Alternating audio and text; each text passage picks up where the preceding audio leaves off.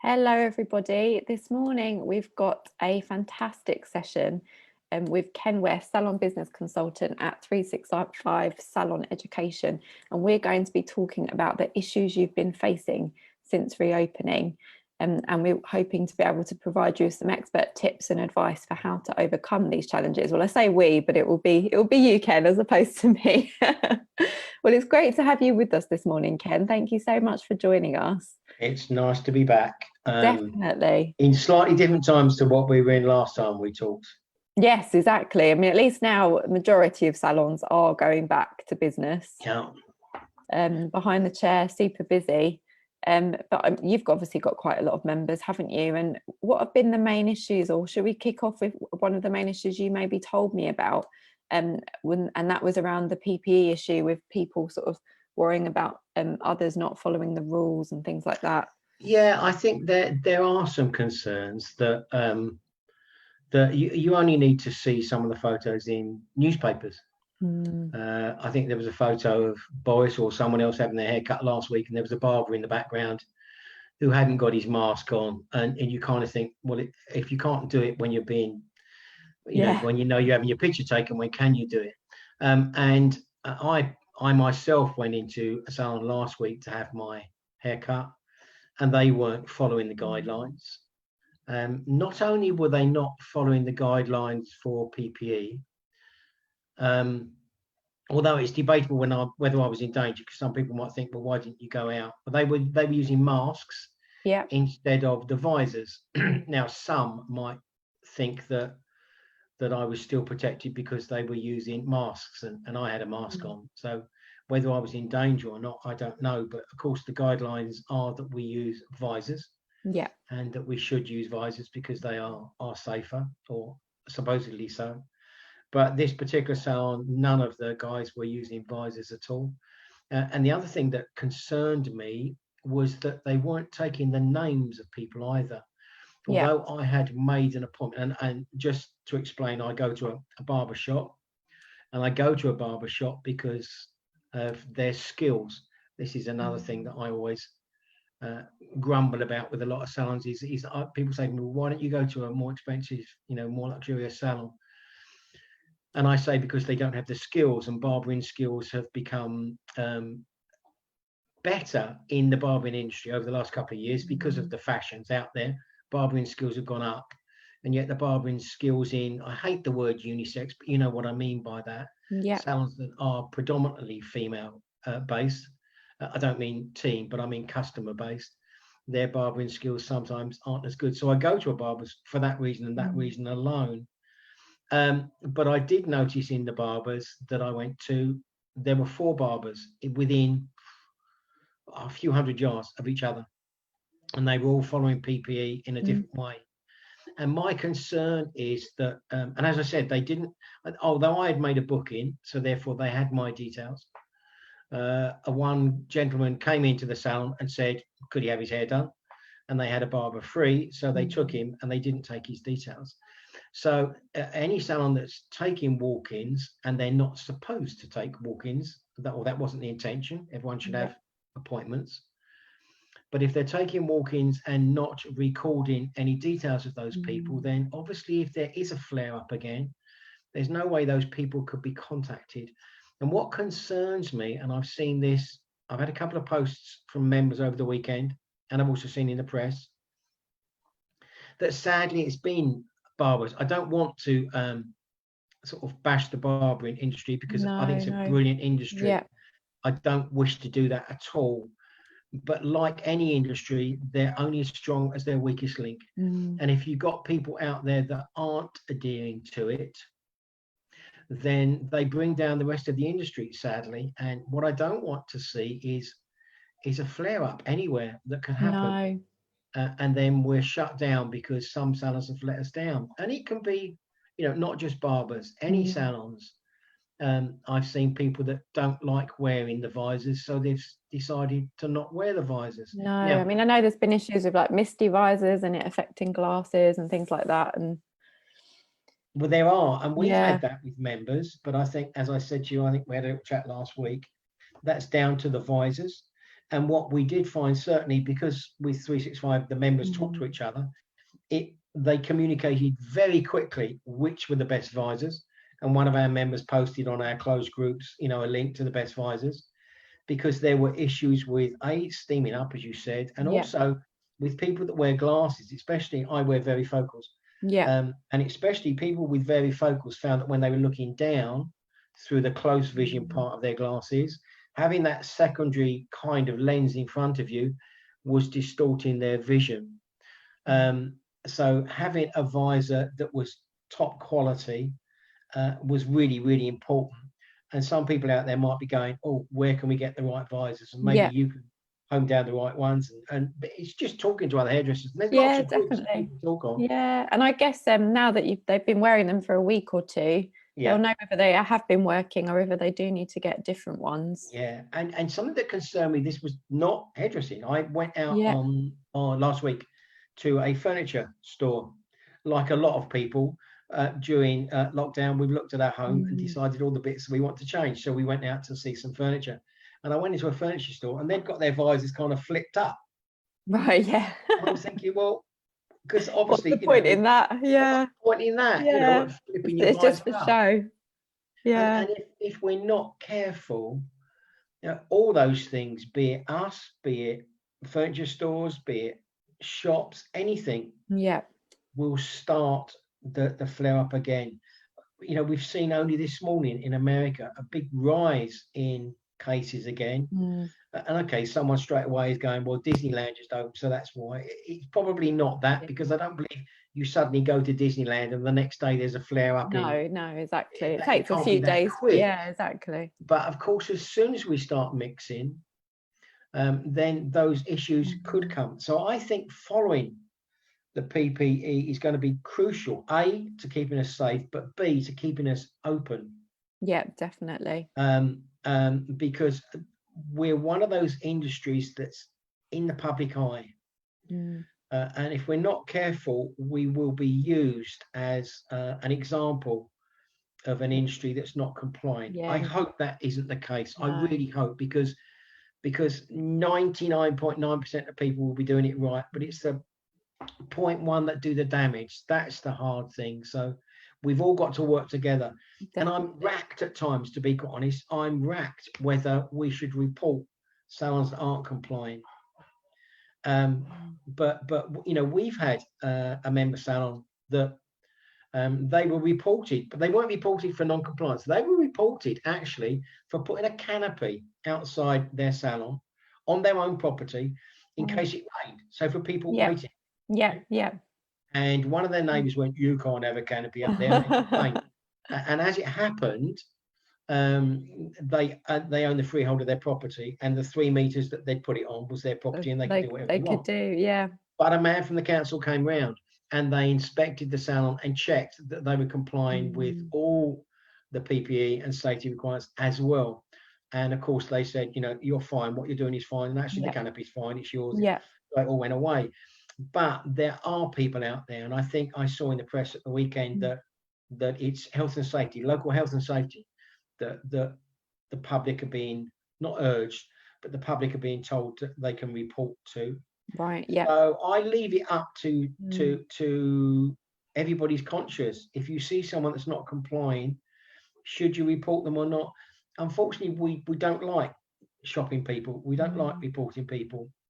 But if it's for our own preservation, maybe we should. I don't know. I don't want to be the instigator of us all running out shopping on people. But, no, exactly. But I also don't want us to go back into lockdown again. No, definitely not. Because, the problems that's going to cause us long term is massive, and we'll touch that again. Exactly. And also, from your point of view, Ken, from a business point of view, do you think it's wise then for salons, especially salon owners or salon managers, to do a reminder every day with the team that is in the salon? These are the things, remember, you've got to do. Don't forget, because I guess there is a whole new series of protocols that need to be followed. So do you think it's a good idea to have that reminder every day, or to have something in place, like notices on the board in the staff room or something? Don't forget X, Y, Z, you've got to follow. I think it's actually good to remind people. I think notices we find. Notices are read and then forgotten. I do think that in team meetings at the beginning of every day, at the moment in the beginning of every day, but certainly even when we get into the challenge is we will all start off doing it spot on. Yeah, exactly. Because your team, when they've come back, are nervous, they're apprehensive, and that's one of the issues we've had.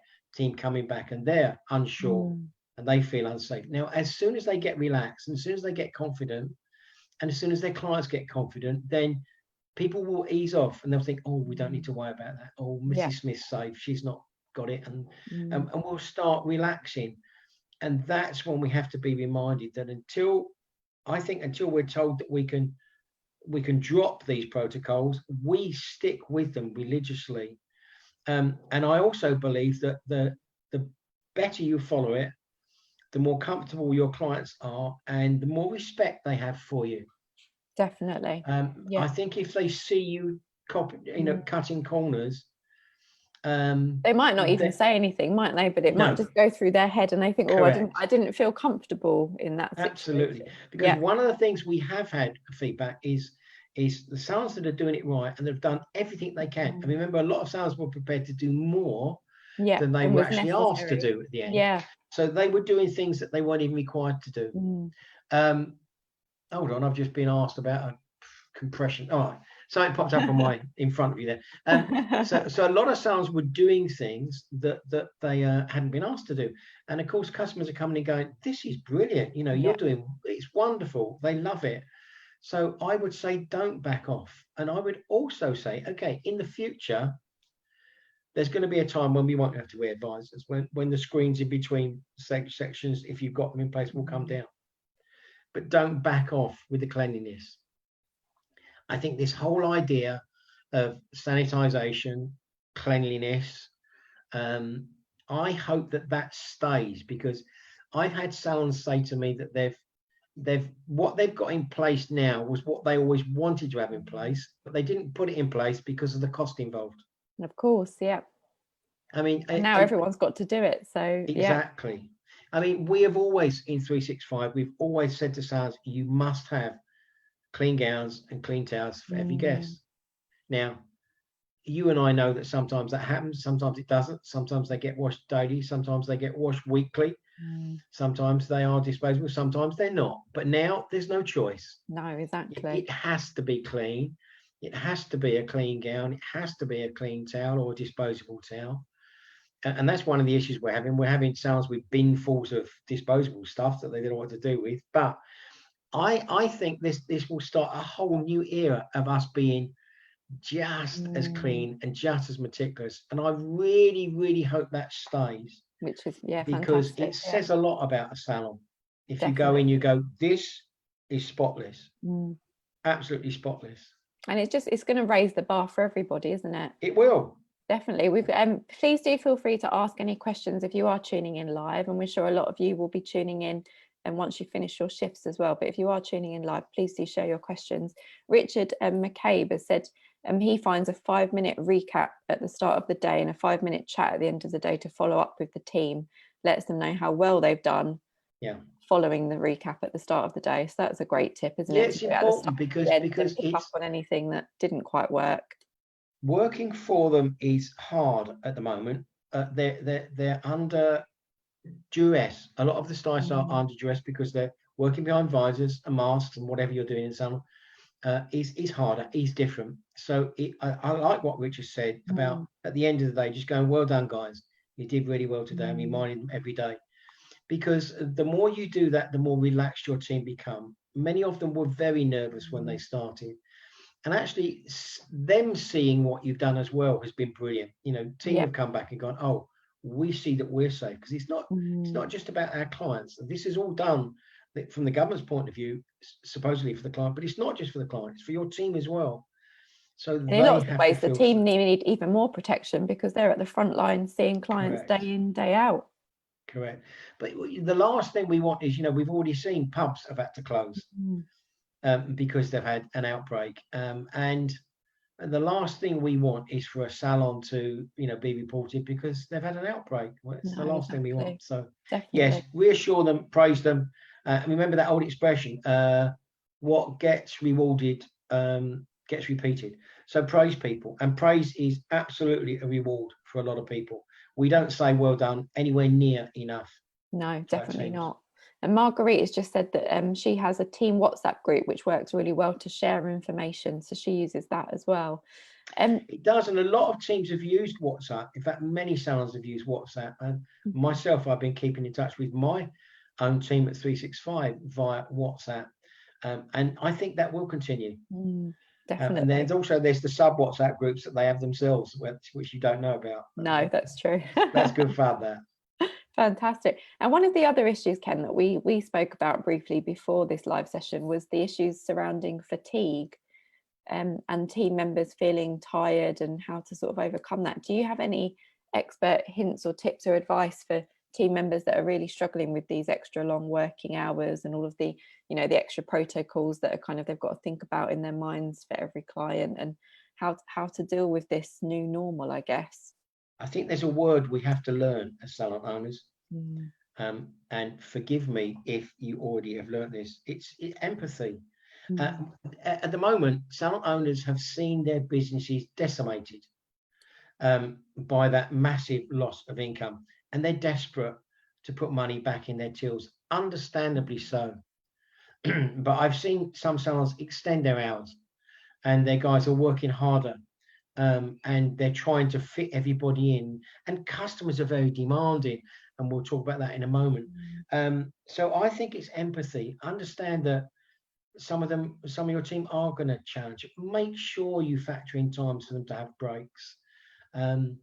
Be compassionate when someone is suffering and you think they're just being wimpish, get on with it kind of thing. We can't do that. That will not reward you long term. You've got to treat your team very, very well. So be compassionate, be caring, and show empathy, and don't fall pressure to the customers. Customers want, and we've already got, some salons said, oh, client complained because they couldn't get fitted in, and they couldn't get fitted in straight away, and they wanted. Please don't compromise your standards, and please don't compromise your team by trying to do too much. You can only do what you can do, and long term, I believe you will regret it if you compromise your standards to pack everybody in. Of course, they're desperate to get in, but they've survived for 15 weeks. They'll survive another week. They're not going to die. It's not like they're ill. They've just got poor hair. So don't compromise your standards or your team. Don't put your team under undue duress. I've had salon owners that have gone back on the floor to cope with the demand, and they've gone, oh, I've done 3 days and it's killed me. And you think, but your team are doing 5 days. Sometimes your guys are doing longer hours. A lot of salons they've got their team doing less hours, as it happens. Yeah. Because they've spaced them out, or they've put them into split shift patterns. Yeah. And people are saying, I've had people say, oh, it's beautifully calm in the salon because we're opening for more hours, but the team are working 2 shifts, and there's half as many chairs in operation, and suddenly there's a wonderful calm in the salon. So it's not everybody going, nutty. It's incredible. It's nice. Definitely. And I guess it is important to keep the team happy, because at the end of the day, if the team are happy, that will transpire into the clients feeling happy. Correct. When they're in the salon. The last thing you want is your team moaning, under their breath to their clients that you're putting them under unfair pressure. That won't do you any good at all. So yes, that empathy, and you will get through the clients. You've just got to pace yourself. I've said to people, don't try and squeeze customers in. Take your time, get it right. Your team will be slow. Your team will only now be getting back up to the speed because they're just like an athlete. They've had no training for 3 or 4 months virtually. And so they will be slow. I bet you started seeing team that were taking, 10, 15 minutes longer to do a set of highlights than they used to, because they've slowed down. Yeah.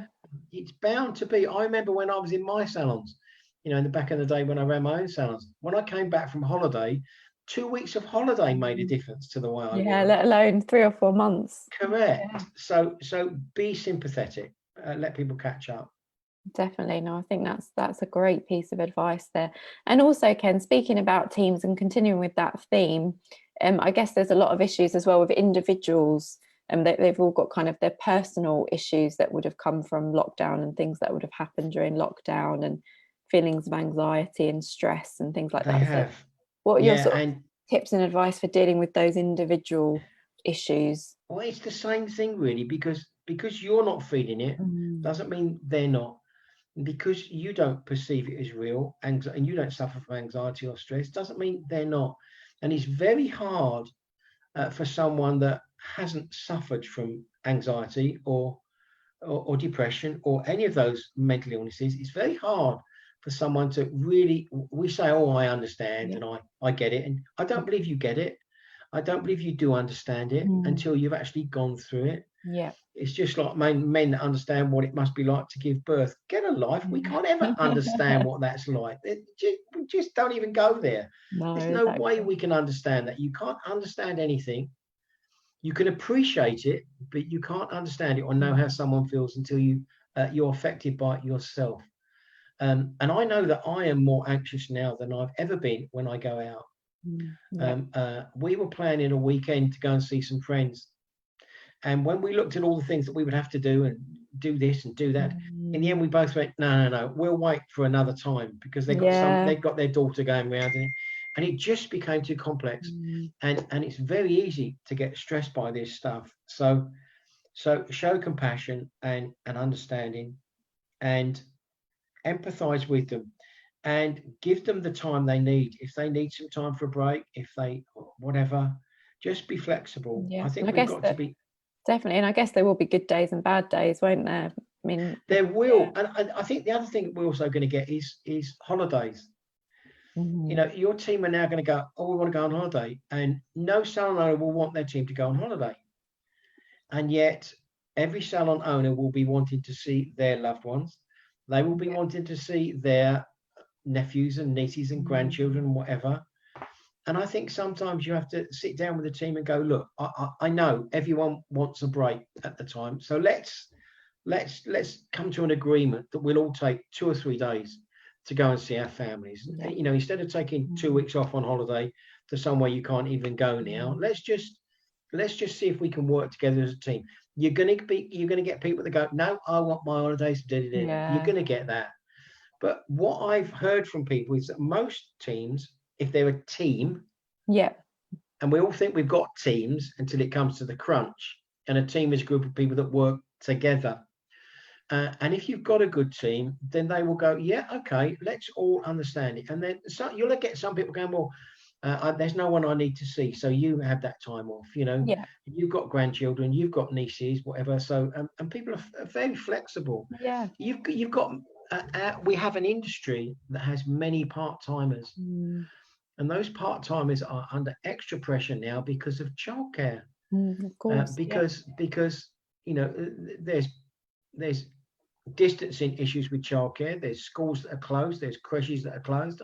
I've got a daughter that lives in Germany, and our granddaughter has just gone back to creche, but then they're closing it again. So you know, she's got issues, and a lot of your team will have issues.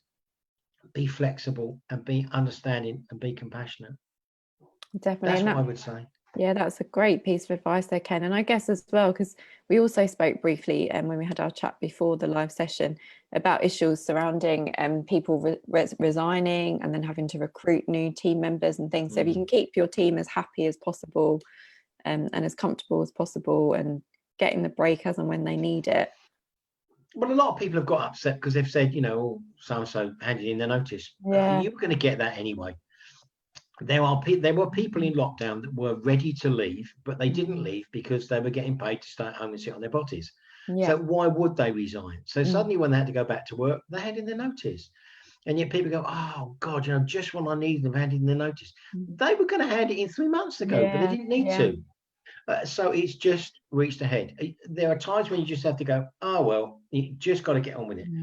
I have heard of people saying that they've had people looking for jobs because there are stylists out there that were previously self-employed, that were previously rent-a-chair or whatever, that now have gone, hey, look, we now realize that there's no security in that life. Maybe we'd like to work for one of the good guys, but you've got to be one of the good guys. one of the things that did come up on another group that I was in, and they were talking about, people that go self-employed and rent a chair and whatever. And I said to people, you've got to understand why people leave you, why people go to rent a chair, why people do this. You lose people because of opportunities. They see an opportunity for something somewhere else, be that flexibility, be that money, be that whatever. We have got to start creating more opportunities that match their needs. And I have had salons coming back to me. Our members have said, our team are now saying, hey, look, this idea that we've got now of doing 4 long days and then 3 days off, we quite like that. Can we do that in the future? And I think now we're thinking about new ways of working with people. And if you're, as I say to people leave you for opportunities, apart from having a child or relocation. Most people leave you because they've seen a better opportunity somewhere else. Start creating the right opportunities in your business. So if you're not paying enough, your prices have got to change. If you're not paying enough, if you can't pay enough, your business model's wrong. Salon owners don't get this. If you can't pay the right salaries to your team, your business is broken, not your team. It's your business. And some people have woken up to it, they've realized it, and some people haven't. And it's been interesting because the salons that I've seen that have raised their prices have had no issues. Fantastic. At all. Because the customers now realize how much they need us. So they're happy to pay those prices. They know they can trust the salon they've been going to, so they're happy to pay the extra. I hope some salon owners during lockdown, I mean, I've certainly worked with our members and made them absolutely analyze their business to make sure they're running it in the right way. Because if your business model's wrong, you won't be able to pay the salaries to prevent your team from going elsewhere. Why would I go and work for myself when I can earn a great salary working in a good salon with all the support? Definitely, without all the extra stress. And no stress. Crazy. We've got a few questions coming in actually, Ken. Sally has said we've really embraced the online payment system, but she's still confused about people wanting to pay by cash. So am I. And actually, that was one thing I forgot to mention. When I went to my barbers, they weren't taking any credit cards at all. They were only paying cash.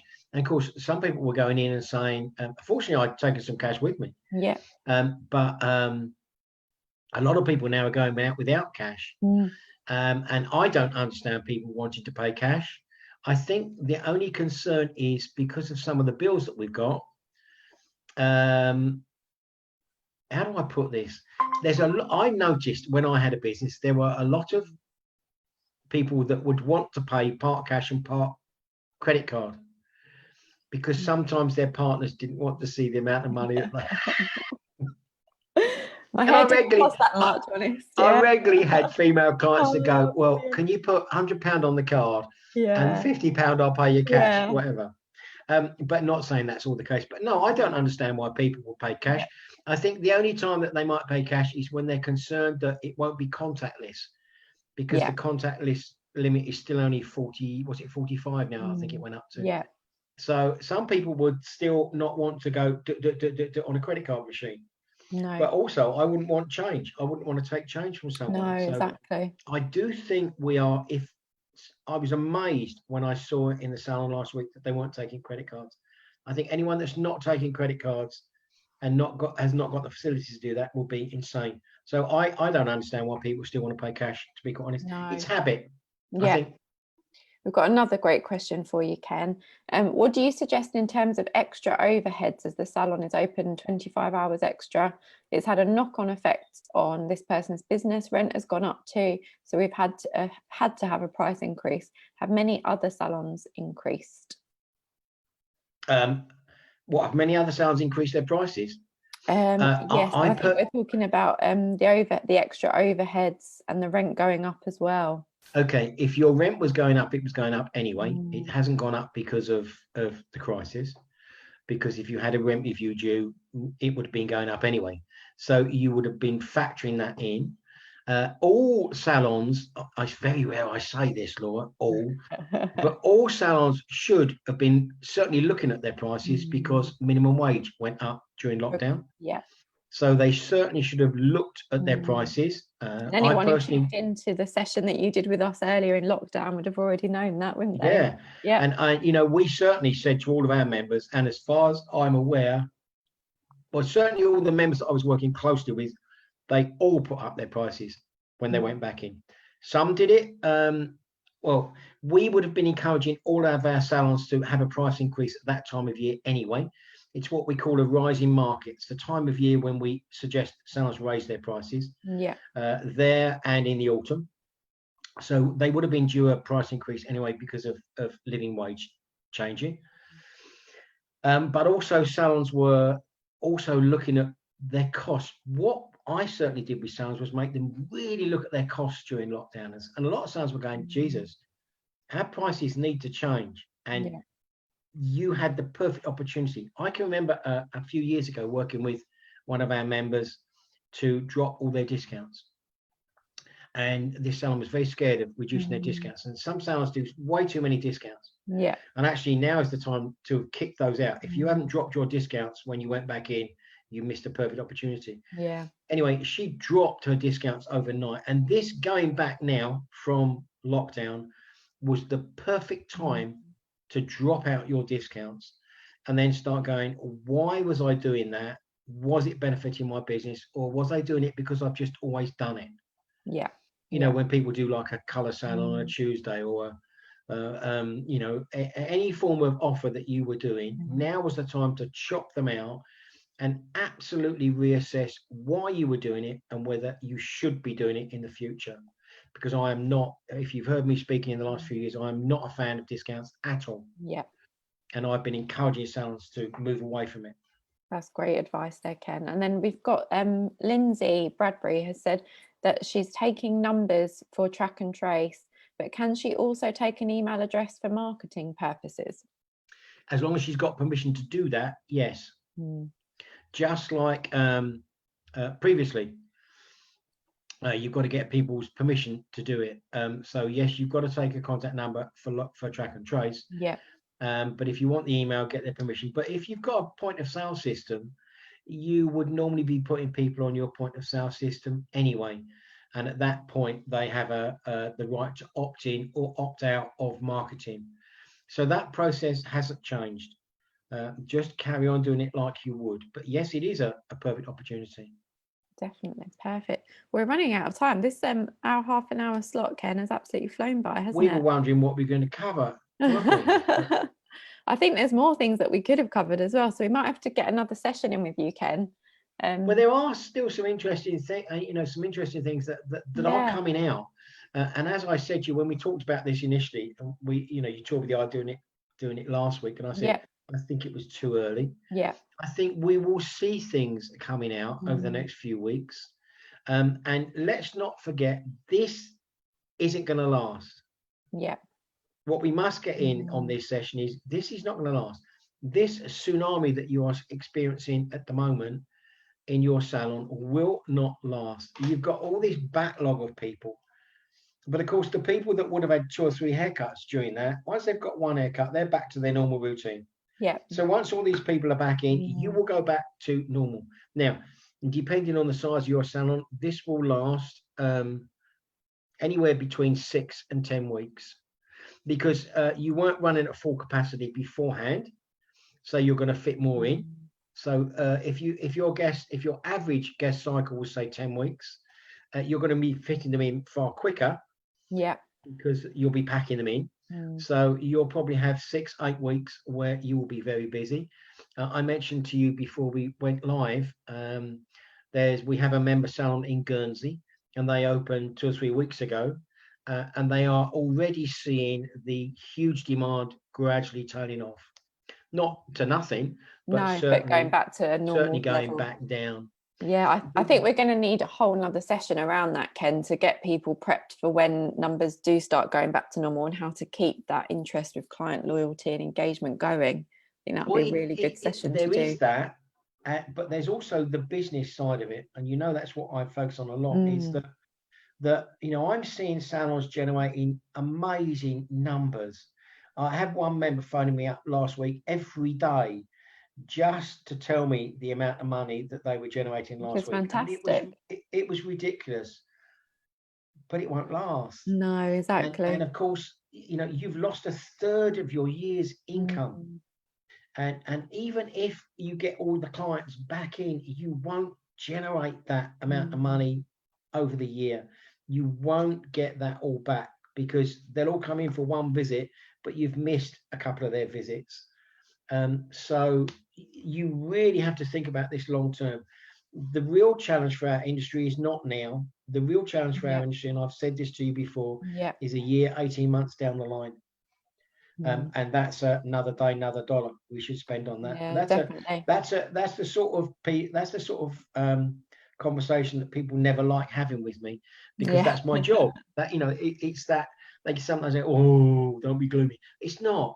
If you're ready for what's coming, you're prepared for what's coming, and you plan for what's coming, you'll be fine. It's salons that are so excited because they've got money coming into the till that they're not even thinking what's coming their way ahead. No, exactly. It's those guys that are going to get caught out, sadly. Definitely. And would you advise those for all salons to, even though they're super busy at the moment, to still dedicate, especially the salon owners and managers, to dedicate time in their weekly diary to start planning ahead for the months ahead when things do start starting to trickle off? Absolutely. If there's any salon owner out there that hasn't done a 12-month cash flow forecast, then they should do. They absolutely should do. And if there's a salon owner out there who's going, I don't know what you're talking about, then they need to get in touch with us. You know, because this stuff, you know, we've known for many years that the majority of businesses that go under because of lack of financial control. Hairdressers aren't good at that. That's not why we went into hairdressing. We hate that stuff. It's going to be even more important now. Look at the businesses that are going down, big names that are going out of business now because they've got to reopen their doors, and they're already going, it's not worth it. Look at that John Lewis story. I mean, I think we were all shocked about John Lewis, weren't we? Jesus, this, you know, great big flagship store like that, and they've gone, not worth reopening.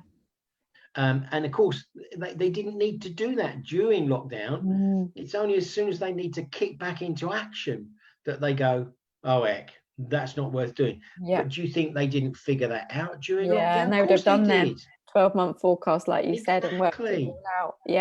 And that's what everyone should be doing.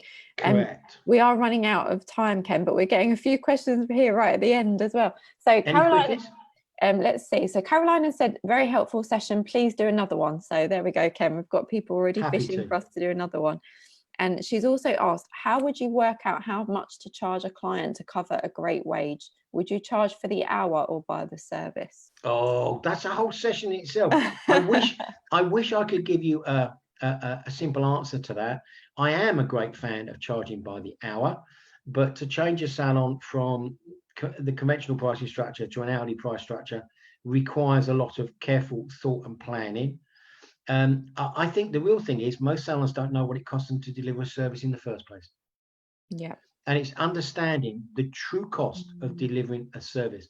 And I found out during lockdown, even working with our members, sadly, Laura, is that some of our members don't know their costs. And I've asked them for numbers and they didn't know them. And they've gone back and they've gone, shit, I didn't know that. I didn't understand that. And so it's understanding that. And that's not a quick 5-minute answer, I'm afraid. No. Okay, so another topic for our next session then, Ken, which we're going to rope you into, I'm afraid. Peter Monroe said he doesn't think that we'll last the second wave of the virus coming in winter. He doesn't think we will survive a second wave. I think that's what he's kind of getting at. So I guess that's all about what we were talking about with the pre-planning and trying to think ahead. And you see what we should have learned from this is, I talked very early on about building up a war chest. There were too many salons that were in financial difficulties the week after lockdown, let alone 3 months into lockdown. You have to think this could happen again. And he's correct. There could be a second wave and we could get locked down again. any salon that doesn't build up a war chest for that is silly. Can you just explain what you mean by a war chest there, Ken? Okay. Yeah. If you We're think going about, completely over time, but I think it's useful for everybody. If you think about what happened when we locked down, the salons closed their doors, okay, and we had salons a week or so later going, how are we going to pay our team, right? How are we going to do this now? And yet the government had let us postpone a VAT payment. So literally every salon, or any salon of a decent size, will have had a VAT payment, should have had a VAT payment sitting in their bank account that they didn't have to pay out. So they should have had cash in their business.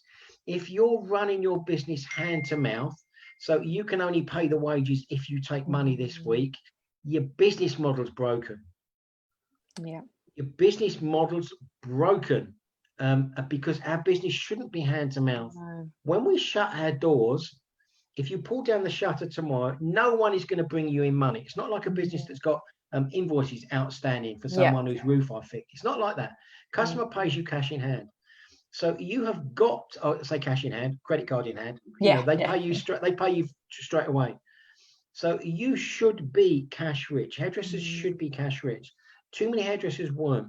And when we went into this, they were running out of cash straight away. Now, they will have got through that by the grants, the loans, and whatever. A second wave of this comes and you get locked down again. The government won't have the money to throw at you. The banks won't have the money to throw at you. The banks will say, well, you should have thought about this. This hit you over the head once before. Have you not learnt from that? Yes, exactly. Yeah. So, and I think we should prepare for this to happen again. And if you've got that, what I call a war chest, and you don't need it, happy days. Yeah. Happy days. But it was terrible seeing salons so stressed and worried because they didn't have the cash to pay their team. And that should never, ever have happened. And I apologize for saying this, but if you are listening to this and you were in that situation, then you need to change your business model. Absolutely change your business model. That's great advice there, Ken. And like you say, it's if we do end up with a second wave and everything having to close again, it's questionable whether the government will be as generous as they were before. So getting your own I don't know where they got that money from. We can be paying it back for donkey's years. Exactly. So I think that's great advice, and to actually use the time that you've got, if you can get the team out onto the salon floor so that you as a salon owner can plug away at the numbers and make sure you've got that forecast. You've got to make sure you understand your numbers. And if you didn't use that 15 weeks wisely, you've missed a perfect opportunity to really get your head around the stuff that you didn't have your time to get your head around before. Is there still time though, Ken? If anyone is it's never too late and regretting the fact that they don't... it's never too late. The real challenge that people have is owning up to the fact that they need the help. I remember in my business, when I had my businesses, I got to 3 salons, and then I realized that there was stuff that I didn't know, and that was the business. I hadn't learned how to run a business. I was a hairdresser. No one had taught me business skills. I just learned hairdressing. And I joined the club that I now am head of. I joined 365 as a member, 25 years ago, because I realized that there was stuff I needed to learn. And I just wished I'd learned it years previously, because every salon owner and a manager, we do loads of work with managers now, because the more your team understand about how the business works, the more they buy in to how the business works and how it works for them. And yet salon owners tend to be very secretive. They don't want the team to know that they make money. Well, of course, if you don't make money, there's no business. There's no business. But it's never too late to learn. Hairdressers just don't like admitting they don't know stuff. But it's never too late to learn. No, it's never too late to learn. Don't be proud, and I'm sure Ken would be happy for you to reach out to him if you do have any questions following this. Absolutely. And we will do another session if you're happy with that, Ken. No problem. Perfect. And let Lois said, the government have done plenty for the nation, and we need to save ourselves and be sensible for the future. I think that's a smart comment. Well done. Definitely. We can't rely on what they might do for us. Well, no, there's a point where you have to take responsibility for yourself, don't you? Yeah. Definitely. And Natasha has said, yes, please do another one. Great session. Thank you very much. Good. So we have had quite a few people tuning in live, and I do hope a lot of you will be tuning into this after your shifts have finished as well. And if you did enjoy this session, we'll be more than happy to do another one, won't we, Ken? And tap into we some will of those indeed. Quite happy to. topics that we weren't able to cover today. And we've gone way over time, as we always do, Ken. But thank you so much for everything. It's and a pleasure. Thank you everyone for tuning in as well. And we do hope that's been helpful for you. Oh, Carolina said, how can we contact you, Ken, if we need to afterwards? Are you happy? You can have my, I'm quite happy for you to have my email address, which is KenW, KENW. Yeah, I'm going to put it into our chat as well. Ken at 365hair.com. So KenW at 365hair.com. Yeah. Just if you are emailing me and you're not currently a member, because I don't have access to all our records here, quickly, just state that you're not a member, so I'll make sure I give you the right answers for what you need to do the right way. Maybe but just absolutely just quite happy for people to get in touch. Yeah. So brilliant. KenW, very simple, KENW at 365hair.com. Perfect. And you're on Instagram as well, Ken, aren't you? Apparently, yes. Oh, okay. So the email is the best way to go. Email is definitely the best way to go. Forget I mentioned that part. Fantastic. Well, thank you so much again, Ken. It's been another great session, and we look forward to doing another one with you soon. And we hope you've all learned it's a lot. It's a pleasure, Laura. Nice to speak to you. You too. Take care. Take care, everybody. Bye-bye. Bye.